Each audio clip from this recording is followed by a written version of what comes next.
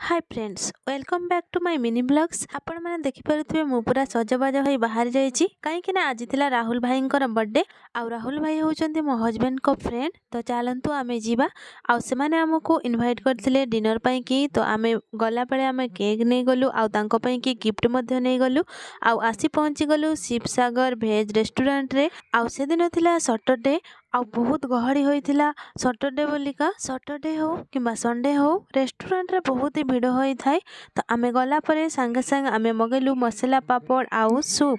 आम poor favourite है मसाला पापड़ तो से जेबे भी जाए रेस्टोरेंट को प्रथम से मसाला पापड़ एंजॉय करे तापर आसीगला आमर स्नैक्स आइटम आहा कि मजा वर्षा पागरे गर्मा गरम स्टाटस रो मजा ही अलग स्टाटस खाई सारा पर संगे संगे आसीगला आमर डिनर डिनर मध्य बहुत बढ़िया होइथिला सब भेज रो आइटम होइथिला डिनर सरला परे आमे राहुल भाई बर्थडे सेलिब्रेशन कलु एवं घर को पड़े आसिलु।